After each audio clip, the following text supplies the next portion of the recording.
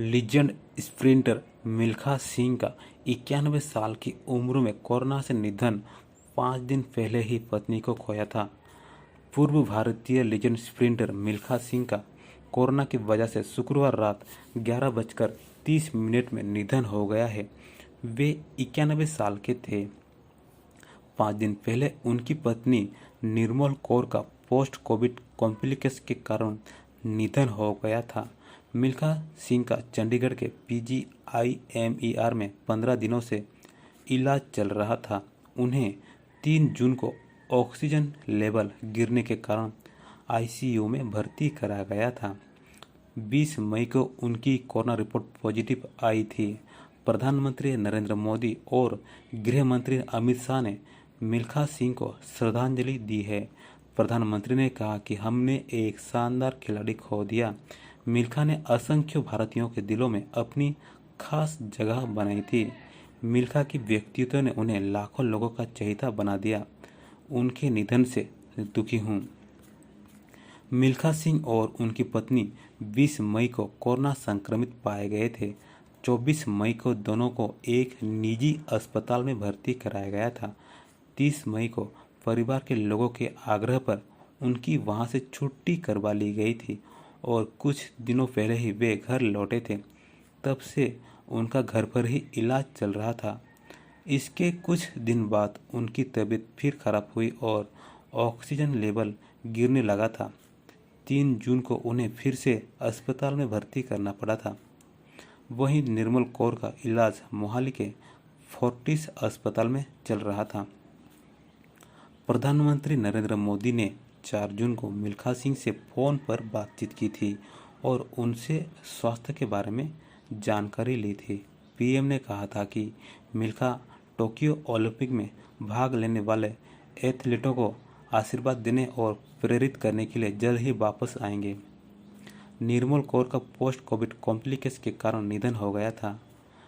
वे 85 साल की थीं। निर्मल भारतीय महिला वॉलीबॉल टीम की कप्तान रह चुकी थी। साथ ही वे पंजाब सरकार में स्पोर्ट्स डायरेक्टर के पद पर भी रही थी। मिल्खा सिंह के परिवार की ओर से जारी बयान में कहा गया था कि निर्मल कौर का निधन 13 जून को शाम 4 बजे हुआ। बयान में आगे कहा गया था कि ICU में भर्ती होने के कारण मिल्खा सिंह पत्नी के अंतिम संस्कार में शामिल नहीं हो सके। 20 नवंबर 1929 को गोविंदपुरा, जो अब पाकिस्तान का हिस्सा है, के एक सिख परिवार में मिल्खा सिंह का जन्म हुआ था। खेल और देश से बहुत लगाव था। इसी वजह से विभाजन के बाद भारत भाग आए और भारतीय सेना में शामिल हो गए। कुछ वक्त सेना में रहे, लेकिन खेल की तरफ झुकाव होने की वजह से उन्होंने क्रॉस कंट्री दौड़ में हिस्सा लिया। इसमें 400 से ज़्यादा सैनिकों ने दौड़ लगाई। मिल्खा 6 नंबर पर आए। 1956 में मेलबोर्न में आयोजित ओलंपिक खेल में भाग लिया। कुछ खास नहीं कर पाए, लेकिन आगे की स्पर्धाओं के रास्ते खोल दिए। 1958 में कटक में आयोजित नेशनल गेम्स में 200 और 400 मीटर में कई रिकॉर्ड बनाए। इसी साल टोक्यो में आयोजित एशियाई खेलों में 200 मीटर, 400 मीटर की स्पर्धाओं और राष्ट्रमंडल में 400 मीटर के रेस में स्वर्ण पदक जीते। उनकी सफलता को देखते हुए भारत सरकार ने पद्मश्री से सम्मानित किया। मिल्खा सिंह पाकिस्तान में आयोजित एक दौड़ के लिए गए। इसमें उन्होंने शानदार प्रदर्शन किया। उनके प्रदर्शन को देखकर पाकिस्तान के जनरल आयूब खान ने उन्हें द फ्लाइंग सिख नाम दिया। 1960 के रोम में आयोजित समर ओलंपिक में मिल्खा सिंह से काफ़ी उम्मीदें थीं। 400 मीटर के रेस में वो 200 मीटर तक सबसे आगे थे, लेकिन इसके बाद उन्होंने अपनी गति धीमी कर दी।